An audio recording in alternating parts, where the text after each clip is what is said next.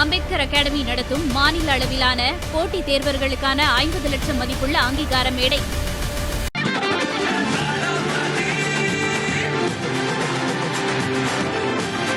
Slate today, slate tomorrow. Next phase. Next is now. நீங்க வெளியே வந்ததுக்கு அப்புறம் எஃப்ஜே போய் மீட் பண்ணீங்களா? எஃப்ஜே மீட் பண்ணல, நேற்று தான் அவன்கிட்ட பேசினேன். அவன் வந்து திரு கூட மாமா அக்கா கிட்ட பேசணும்னு சொல்லி மெசேஜ் அனுப்பிச்சிருந்தாலாம் சொன்னாங்க திருடா. ஆனால் எனக்கு ரொம்ப அதான் சொல்கிறேன், ஒரு 2 நாள் எனக்கு ரொம்ப ஒரு மாறி இருந்ததுங்க. எனக்கு கொஞ்சம் எனக்கு டைம் தேவைப்படுச்சு பேசுறதுக்கோ இதை உள்வாங்கிக்கவோன்னு. போயிருக்கக்கூடாது பிக் பாஸ்ன்னு நான் என் வாழ்க்கையில் என்றைக்கும் சொல்லவே மாட்டேன், சொல்லவும் கூடாது. ஆனால் ஒரு நொடி எனக்கு தோணுச்சுன்னா இந்த விஷயத்துக்காக தோணுச்சு, ஐயோ போயிருக்கக்கூடாதோ அப்படின்னு தோணுச்சு. தம்பி அக்கா கழுத்தில் கிஸ் பண்ணுவானா அப்படின்னு சொல்லிட்டு, இங்கே ஒரு அம்மா கழுத்தில் புள்ள கட்டி பிடிச்சி கிஸ் பண்ணாதாங்க. அப்போ ஒரு அக்கான்ற ஒரு அம்மா தானேங்க. அந்த ஃபீல் ஏன் வந்து ஒரு வயிற்றில் பிறந்தாதான் வரும்னு நீங்கள் நினைக்கிறீங்க? How your family reacted? நான் உள்ளே இருந்து அவங்க இதை ஹேண்டில் பண்ணுறதுக்கு பட்ட பாடு இருக்குல்ல. எங்கள் அப்பாலாம் பாவம் எதையுமே கவலைப்படாத ஒரு ஆள். எங்கள் அப்பாக்கெல்லாம் ஜுரம் வந்துருச்சு, எங்கள் அப்பாலாம் ஃபீவரில் படுத்துட்டு திருக்கிட்ட ஃபோன் பண்ணி கண்ணியை வெளியில் வர சொல்லுங்க. நான் இன்னைக்கு இவ்வளோ ஸ்ட்ராங்காக பேசுகிறேன், எல்லாத்தையும் இவ்வளோ இதுவாக பாசிட்டிவாக எடுத்துக்கிறேன், இவ்வளோ ஃபார்வர்ட் திங்கிங் இருக்கு. அது அப்பா தான். எங்கள் அப்பாவே இவ்வளோ யோசிச்சு உடம்பு முடியாத அளவுக்கு போகிறாங்கன்னா அது எவ்வளோ அஃபெக்ட். உள்ளேயும் பேசுகிறாங்க, வெளியிலையும் கனியாக வெளியே வந்தாங்க அப்படின்னு பேசும்போது எப்படி ஓட்டு போட்டுலாம் வெளியே வருவாங்க அப்படின்ற சந்தேகம் எனக்கு இருக்குது. உங்களுக்கு இருக்கா? 3வது மனுஷன் இந்த கேம்குள்ளே இல்லாத ஒருத்தவங்களா இருந்து நான் பேசுறது வேற, கேம்குள்ளே இருந்துக்கிட்டு ஒன் ஆஃப் த கண்டஸ்டண்ட்டாக இருந்துக்கிட்டு நான் அதை பேச முடியும். சரி, கேமுக்குள்ளேயே இருக்கீங்க, அப்போ மக்கள் சப்போர்ட் இல்லாமல் தான் நீங்கள் வெளியே வந்திருக்கீங்க. அந்த நபர்களுக்கு மத்தியில் உங்களுக்கு சப்போர்ட் கம்மியாக இருந்திருக்கு அப்படின்னு வச்சுக்கலாமா? எப்படி சொல்கிறீங்க? வணக்கம் கனியக்கா. வணக்கம். எப்படி இருக்கீங்க? நல்லா இருக்கேன், நீங்கள் எப்படி இருக்கீங்க? ரொம்ப ரொம்ப சூப்பராக இருக்கேன். நிறைய இன்டீரியராக நிறைய கேள்விகள் நிறைய பேர் கேட்டிருப்பாங்க. நம்ம அதுக்குள்ளெல்லாம் போகிறதுக்கு முன்னாடி எனக்கு உங்களோட எவிக்ஷன் பார்த்ததுக்கப்புறம் எனக்கு ஃபீல் ஆனதெல்லாம் என்னவோ, மக்களுக்கு என்னென்னலாம் ஃபீல் ஆச்சோ அதிலேருந்து நம்ம ஆரம்பிப்போம். ரொம்ப ரொம்ப அன்ஃபேர், இவங்கெல்லாம் உள்ளே இருக்காங்களே, கனியாக வெளியே வரணும் அப்படின்ற ஃபீல் எனக்கு இருந்தது. உங்களுக்கு அது எந்த அளவுக்கு இருந்தது? உங்களுக்கு இருந்ததுன்னு தெரியும், எந்த அளவுக்கு இருந்துச்சு அது? எனக்கு ரொம்ப இருந்ததுங்க. பிகாஸ் நான்லாம் வந்து நான் அந்த வீட்டில் இருக்கணும்னு ரொம்ப ஆசைப்பட்டேன். மோர் தென் எனிதிங் கடைசி நாள் வரைக்கும் இருந்தணும். அதுக்காக நான் ரொம்ப உழைச்சிருக்கேன், முயற்சி பண்ணியிருக்கேன், எல்லாமே பண்ணியிருக்கேன். ஓகேவா? நான் வந்து எந்த இடத்துலையுமே அதான் சொல்கிறேனே, ஒரு அடிப்பட்டு என்னால் போக முடியாதுன்னு இருந்தாலும் கூட நான் போய் விளையாடியிருக்கேன். எதையுமே நான் கம்ப்ளைண்ட் பண்ணதே கிடையாது. ஸோ அப்படி இருக்கும்போது இது எல்லாத்தையும் பண்ணிட்டு இருக்க ஒரு சிலர்லாம் உள்ளே இருக்கும்போது எனக்கு அது ரொம்ப அன்ஃபேராக தோணுச்சு ஆக்சுவலி. ஓகே, எனக்கு இதெல்லாம் பார்க்கும்போது நிறைய சந்தேகங்கள் மக்களுக்கு இருக்க மாதிரி எனக்கும் இருக்குது. இன் வாட் பேசிஸ் இதெல்லாம் நடக்குது? வெளில வந்ததுக்கப்புறம் அதே கனிக்கு இவ்வளோ சப்போர்ட் இருக்குது, நம்ம பார்க்குறோம், உள்ளேயும் பேசுகிறாங்க, வெளியிலையும் கனியாக வெளியே வந்தாங்க அப்படின்னு பேசும்போது எப்படி ஓட்டு போட்டுலாம் வெளியே வருவாங்க அப்படின்ற சந்தேகம் எனக்கு இருக்குது. உங்களுக்கு இருக்கா? அதாங்க இந்த மாதிரி இந்த கொஷின் இப்போ நான் கேமில் இருக்கேன், இன்னும் நான் அதுக்குள்ளே இருக்கேன்றதுனால இந்த கேள்விகளுக்கு என்னால் இப்போ பதில் சொல்ல முடியாது. புரியுதுங்களா உங்களுக்கு? அது சரியாகவும் இருக்காது. ஸோ அதனால் இதை நான் வந்து ஒரு 3வது மனுஷன் இந்த கேம்குள்ளே இல்லாத ஒருத்தவங்களா இருந்து நான் பேசுறது வேற, கேம்குள்ளே இருந்துக்கிட்டு ஒன் ஆஃப் த கண்டஸ்டண்ட்டாக இருந்துக்கிட்டு நான் அதை பேச முடியும். சரி, கேமுக்குள்ளேயே இருக்கீங்க, அதனால் அப்போது இதை சரியாக லீகலாக பேசணுன்னா அப்போ மக்கள் சப்போர்ட் இல்லாமல் தான் நீங்கள் வெளியே வந்திருக்கீங்க. அந்த நபர்களுக்கு மத்தியில் உங்களுக்கு சப்போர்ட் கம்மியாக இருந்திருக்கு அப்படின்னு வச்சுக்கலாமா? எப்படி சொல்கிறீங்க? அந்த ஓட் அடிப்படையில் அப்படின்னு எடுத்துக்கிட்டா கூட நான் என்ன சொல்கிறேன், இதுக்குள்ளே நான் இந்த ஓட்டா இல்லை வந்து வேற ஏதாதா அப்படின்றதுக்குள்ளே போக வேணாம். அது சரியா எனக்கு வந்து என்னோட எவிக்ஷன் அன்ஃபேர். பிகாஸ் எனக்கு வந்து உள்ள ஃபஸ்ட்டு கூட எனக்கு ஒன்று இருந்தது, ஐயோ வந்து மக்கள் ஏதோ என்னமோ தப்பு பண்ணிட்டோமா, என்ன பண்ணணும் ஒரு கேள்வி இருந்து ரொம்ப வருத்தப்பட்டு வெளியில் வந்து மக்களுக்கு நம்மளை இப்படி இல்லைன்னு சொல்கிறாங்க. மக்கள் இப்போ நேற்று நான் போட்டதுக்கப்புறமும் நாங்கள் பண்ணல அப்படின்னு சொல்லும்போது என்ன ஆச்சு அப்படின்றதுக்கான கொஷின்ஸ் நமக்கு ஆப்வியஸாக வரும், நமக்கும் சில பதில்கள் இருக்கும். ஆனால் அது ஏன்றதுக்குள்ளே போக வேணாம்னு நான் சொல்கிறேன். ஓகே, இப்போ இந்த அன்ஃபேர் எவிக்ஷன்லாம் தாண்டி கனி வந்துட்டு ஒரு சைலண்டான ஒரு சைலண்ட் கில்லர் அப்படின்ற ஒரு இது வந்துட்டு சில மக்கள்கிட்ட இருந்தாலும் உள்ளுக்குள்ளேயே சில பேர்கிட்ட இருந்துச்சு.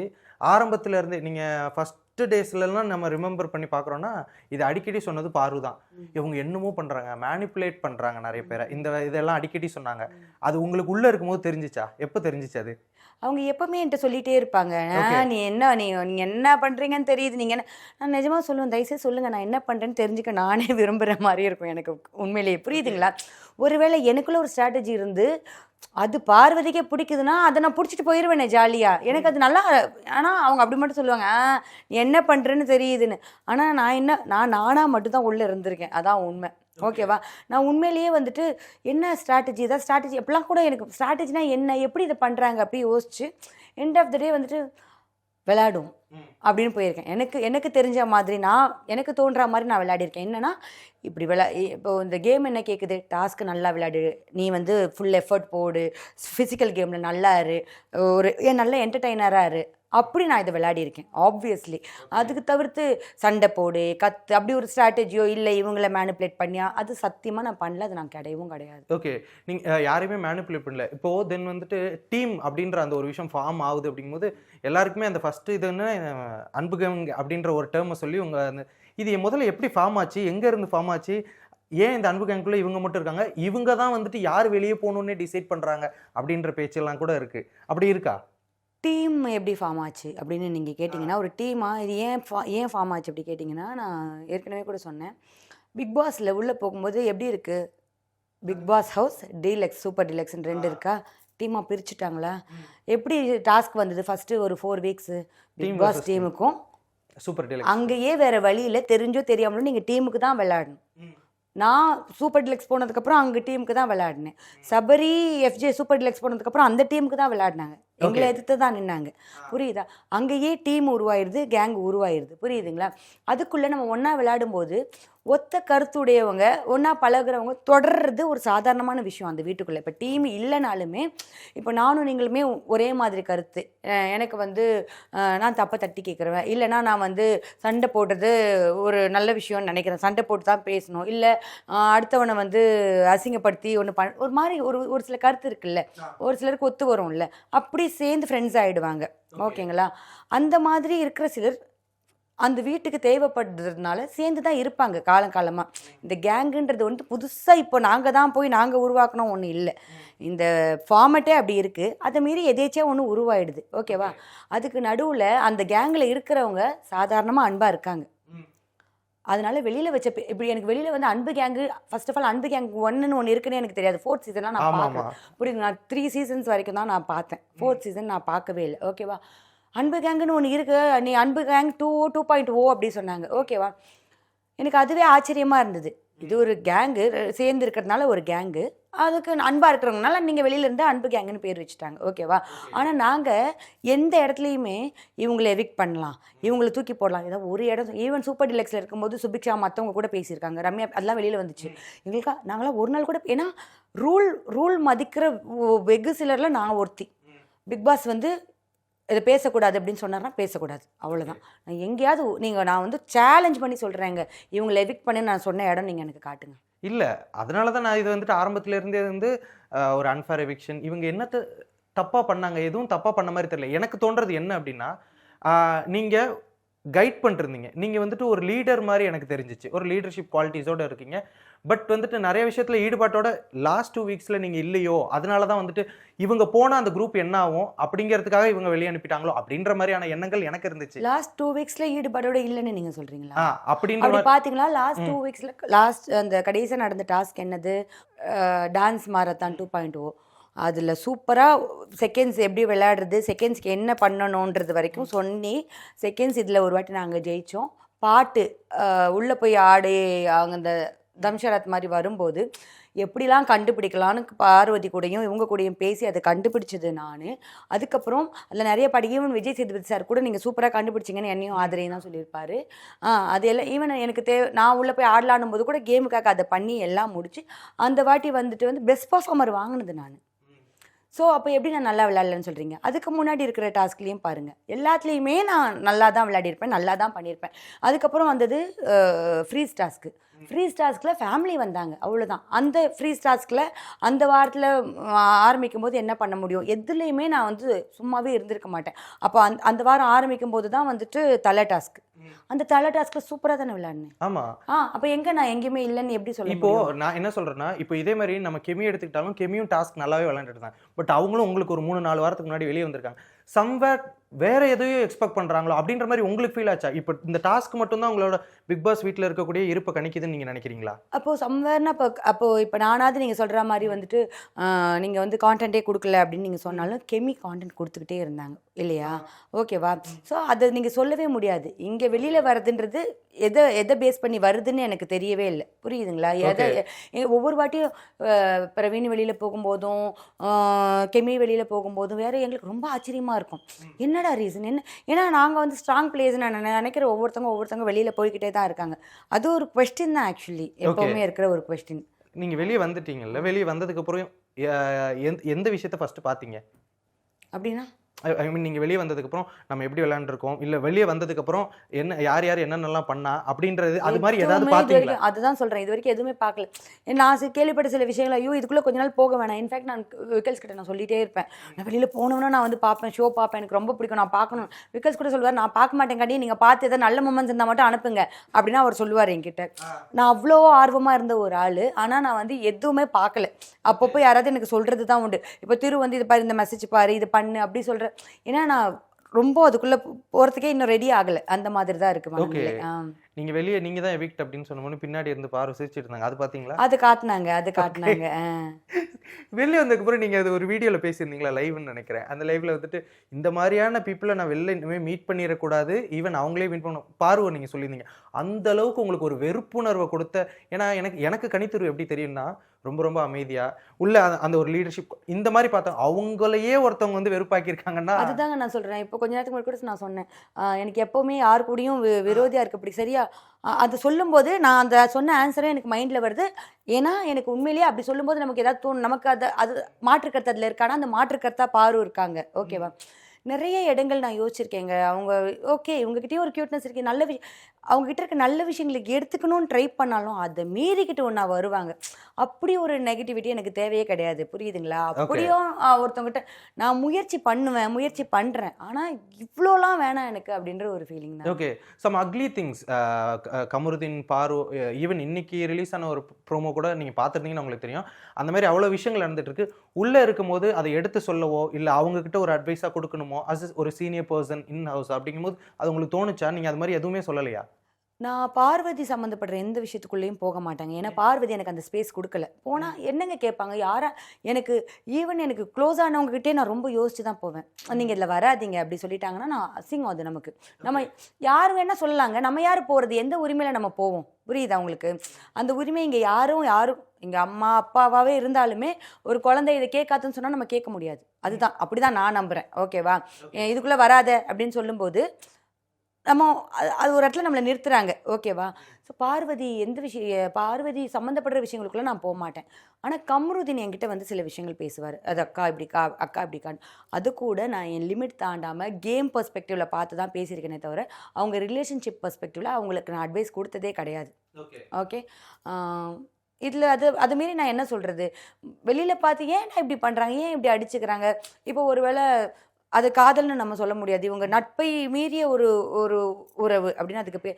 எந்த உறவாக இருந்தாலும் அந்த உறவுக்கு ஒரு இது இருக்குல்ல, அதுக்கு கூட மரியாதை ஏன் கொடுக்க மாட்டேங்க? இப்போ அந்த உறவே என்னடா நட்பை மீறிய ஒரு உறவுனாலே எனக்கு அது ஒரு சரியான உறவு இல்லாத மாதிரியான ஒரு ஃபீல் கொடுக்குது. அது மாதிரி ஏன் பண்ணுறீங்க அப்படின்ற மாதிரி வருது எனக்கு. ஓகே, இப்போது உள்ளே இருக்கும்போது சாண்ட்ரா இவங்களோட ஒரு பிஹேவியர்ஸாக இருக்கட்டும், அதாவது வந்துட்டு அவங்க நிறைய விஷயங்கள் பேசுகிறாங்க, உள்ளே இருக்கும்போது நிறைய விஷயங்கள் பேசுகிறாங்க. பட் அந்த ஒரு வீக்கெண்ட் வந்துட்டால் மட்டும் யார் என்ன கேட்டாலும் அப்படியே மாற்றி பேசுகிற ஒரு குவாலிட்டிஸ். அப்படி இருக்கும்போது உள்ளே இருக்கும்போது அவங்களுக்கிட்டையுமே இதுக்கு முன்னாடி அவங்களுக்கு தெரியுமா? இல்லைங்க, ஃபர்ஸ்ட் டைமாக இங்கே தான் பார்க்குறேன். பிரஜனோட ஒய்ஃப், பிரஜனை நான் டிவியில் பார்த்துருக்கேங்க. அவரோட ஒய்ஃபாக நான் இவங்க தெரியும். 2 பேரையுமே பர்சனலாக எனக்கு தெரியாது, அவ்வளோதான். ஓகே, இப்போது அவங்களோட அந்த பிஹேவியர்ஸ்க்கு ஒரு தக்க பதிலடியாக வந்துட்டு ஆங்கரான தொகுப்பாளரான விஜய் சேதுபதி அவர்கள் எந்த இடத்துலையுமே பெருசாக அவங்கள இது பண்ண மாதிரி நான் பார்க்கல. உங்களுக்கு இது பார்ஷியாலிட்டியாக உங்களுக்கு தெரியுமா? உள்ளே இருந்து பார்க்குற கண்டஸ்டன்ஸ்க்கு எப்படி தெரியும் விஜய் சேதுபதி சாரோட பிஹேவியர்ஸ்? அவங்கள கேள்வி கேட்க எனக்கு ஒரு இடத்துல அந்த மாதிரி என்ன தோணுச்சுன்னா, ஒரு வாட்டி அவங்க திவ்யாவை பற்றி திவ்யா கிட்ட சொல்லும்போது இவங்க கிட்ட சொன்னாங்க, சாண்ட்ரா கிட்ட அவர் சொன்னார், இங்கே பாருங்க பார்த்து நடந்துக்கோங்க, அவங்கனால உங்கள் பேர் கெடுது அப்படின்னு சொன்னார் அவர் மொத்தமாக அந்த வாட்டி 2 பேருமே தப்பு. அப்போ என்னோட பர்சனல் கருத்து அந்த விஷயத்தை பற்றி பார்க்கும்போது கொஞ்சம் திவ்யாவையும் தெரியும், நமக்கு சாண்ட்ராவையும் தெரியும் போது எனக்கு சாண்ட்ரா கொஞ்சம் திவ்யா கொஞ்சம் நியாயமான ஆளுப்பா கம்பேரிட்டிவ்லின்றது. அப்போ எனக்கு ஒரே ஒரு வாட்டி அப்போ தோணுச்சு வந்துட்டு, ஐயோ என்ன நம்ம வந்து திவ்யாவை தானே சரியான ஆளுன்னு நினச்சிட்டு இருந்தோம், சார் ஏன் அப்படி சொன்னார்? கொஸ்டினாக தான் வந்துச்சு, இது விமர்சனம் கிடையாது. ஏன் இப்படி சொன்னார்? திவ்யா தானே கொஞ்சம் நியாயம் நமக்கு தோணுது, ஒருவேளை திவ்யா இல்லையோ சாண்ட்ரா தான் நல்லவங்களோ அப்படின்ற ஒரு கொஸ்டின் வந்துச்சு எனக்கு அந்த இடத்துல. ஓகே, இப்போ எனக்கு ஒரு ஆடியன்ஸாக நான் பார்த்த வரைக்கும் எனக்கு நீங்கள் பிரவீன் இந்த 2 பேர், அந்த பிரவீன் தேவசகம் அவங்க இந்த 2 பேர் தான் எனக்கு ரொம்ப ரொம்ப மோஸ்ட் அன்ஃபேர் எவிக்ஷனாக எனக்கு படுது ஹானஸ்டாக. இப்போ உள்ளே இருக்கிறாங்கல்ல, இவங்களெல்லாம் பார்க்கும்போது இவங்க எதனால உள்ளே இருக்கிறாங்கன்னு நீங்கள் நினைக்கிறீங்க? பாருவாக இருக்கட்டும், எனக்கு என்ன பாரு, தென் சாண்ட்ரா அவங்களா இருக்கட்டும், இவங்கெல்லாம் இவ்வளோ நாள் இருக்கிறதுக்கான டிசர்வ்டு பீப்புளான்னு எனக்கே சந்தேகமாக இருக்கும்போது, உங்களுக்கு இப்போ வெளியே வந்த உங்களுக்கு அது எப்படி இருக்குது?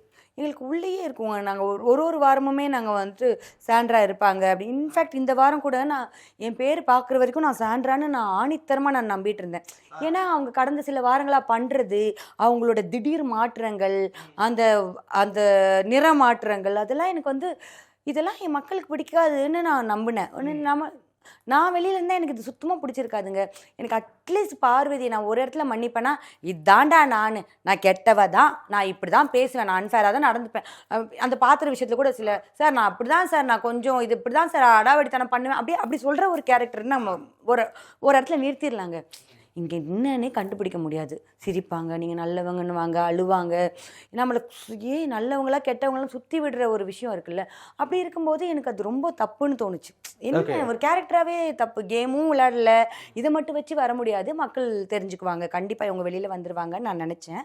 ஆனால் வரல, ரொம்ப ஆச்சரியம் அது எனக்கு. ஓகே, இப்போ நீங்கள் வெளியே வந்ததுக்கப்புறம் எஃப்ஜே போய் மீட் பண்ணீங்களா? எஃப்ஜே மீட் பண்ணல, நேற்று தான் அவன்கிட்ட பேசினேன். அவன் வந்து திரு கூட மாமா அக்கா கிட்ட பேசணும்னு சொல்லி மெசேஜ் அனுப்பிச்சிருந்தான்லாம் சொன்னாங்க திரு.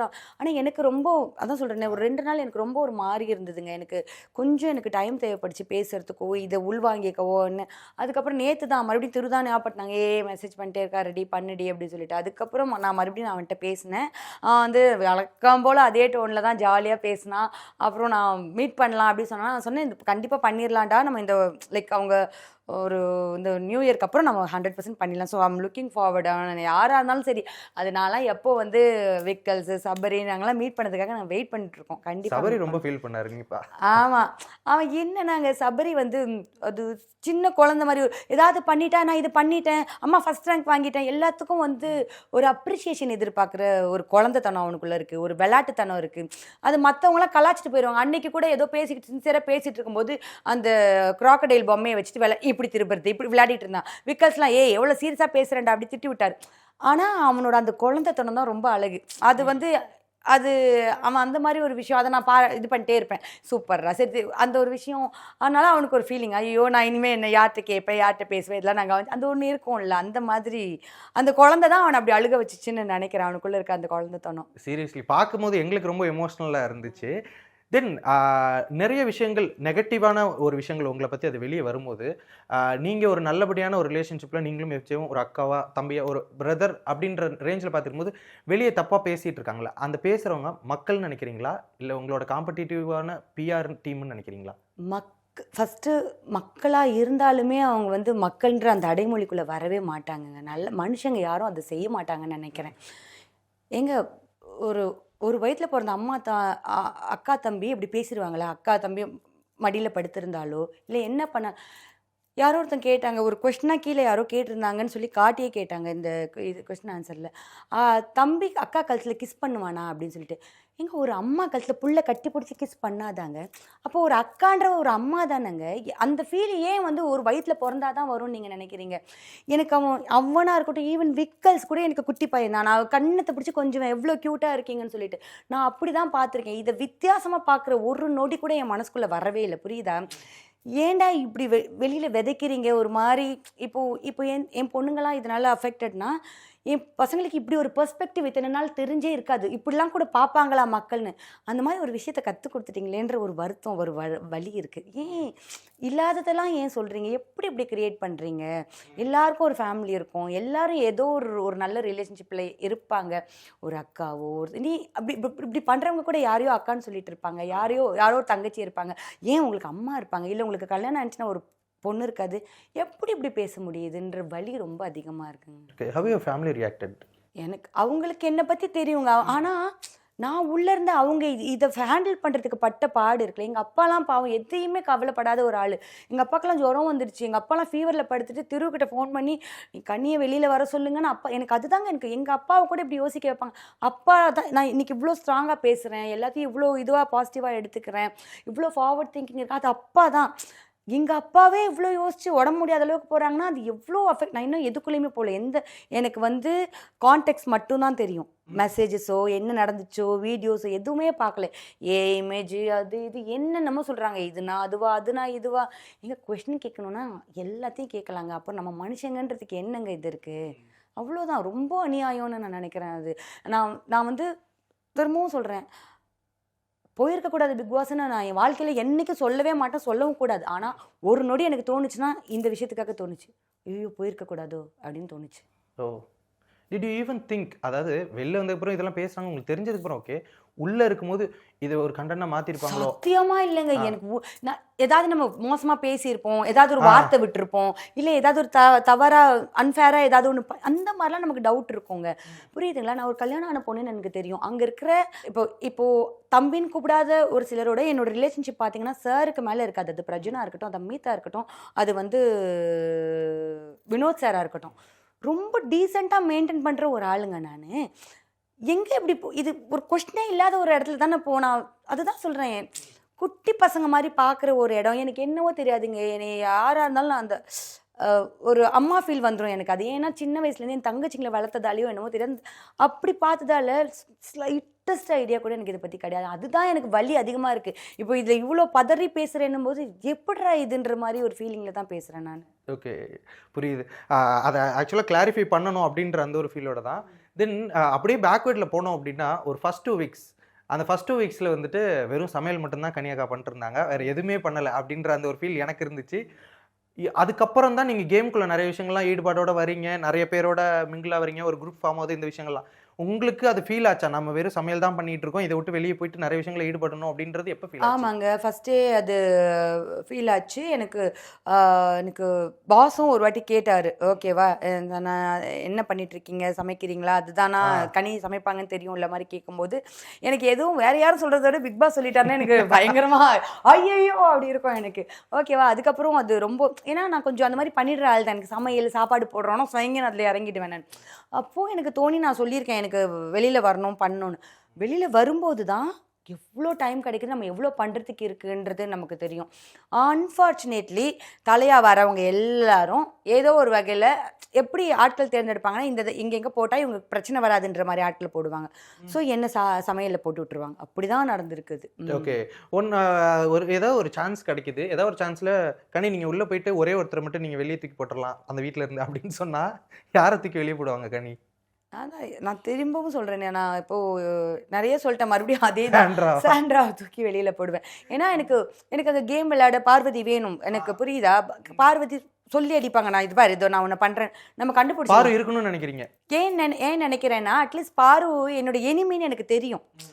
சாண்ட்ரா யார் ஃப்ரெண்டு மாதிரியே பக்கத்தில் நின்றுட்டு இருப்பாங்கங்க, அவங்க எனிமினே நமக்கு தெரியாது. அது ரொம்ப ரிஸ்க், புரியுதா? அவங்க அதனால தான் சொல்கிறேன் அவங்க வெளியில் வரணும்னு சொல்லிட்டு. ஓகே, பார்வதி கிட்டே அட்லீஸ்ட் நான் ஒரு உண்மைத்தன்மை இருக்கும், நான் எனக்கு உன்னை பிடிக்கும், நான் உன் ஃப்ரெண்டு, அந்த ஒரு இது இருக்காது. எனக்கு உன்னை பிடிக்காது கனி, எனக்கு நீ வெளில போனோன்னு சொல்கிறது, அதுதான் நான் சொல்கிறேன். அதனால தான் எனக்கு அவங்க சிரிக்கும் போது கூட சிரிக்கட்டும். அவங்க ஆரம்பத்தில் என்றைக்குமே அவங்க வந்து எனக்கு உன்னை பிடிக்குன்ற ஃபீல் கொடுத்தது கிடையாது. ஓகே, ஆனால் சாண்ட்ரா அப்படி கிடையாது. நான் அவங்க கூட ஃப்ரெண்டாக இருக்கணும்னு நினச்சேன், எனக்கு உங்களை ரொம்ப பிடிக்கும், யோ என்னையா அப்படி இருக்கும் எனக்கு, வேற ஒன்றும். ஓகே, யார் இதாக போகிறா? ஆல்ரெடி சொல்லிட்டீங்க, சொல்லுங்கள். யாராவது ஒருத்தர் இவங்க தான் ஜெயிப்பாங்க அப்படின்ற நீங்கள் நினைக்கிற ஒருத்தர், நீங்கள் ஆசைப்படுறது கிடையாது, ஜஸ்ட் ப்ராக்டிக்கலாக இப்போ வெளியில் நான் கேள்விப்படுறது எல்லாம் கவனித்து பார்க்கும்போது வினோத் சார் ஜெயிப்பாரோ அப்படின்னு தோணுது. அவருக்கு நிறைய ஃபேன்ஸ் இருக்காங்களோ. என்னோட ஆசைன்றது வேற, உள்ள ஆசைப்பட்டதும் சரி, வெளியில வந்து ஆசைப்படுறதும் சரி, நியாயம்னு நினைக்கிறது. ஆனா வினோத் சார் ஜெயிப்பாரோன்னு தோணுது. அவரும் ஒரு நல்ல கண்டஸ்டன்ட், ஜாலியான ஆளு, தப்பான ஆள் கிடையாது. ஓகே, ஹோப் வெயிட் பண்ணி பார்ப்போம். Thank you so much for the interview. Ambedkar academy நடத்தும் மாநில அளவிலான போட்டித் தேர்வர்களுக்கான 50 லட்சம் மதிப்புள்ள அங்கீகார மேடை.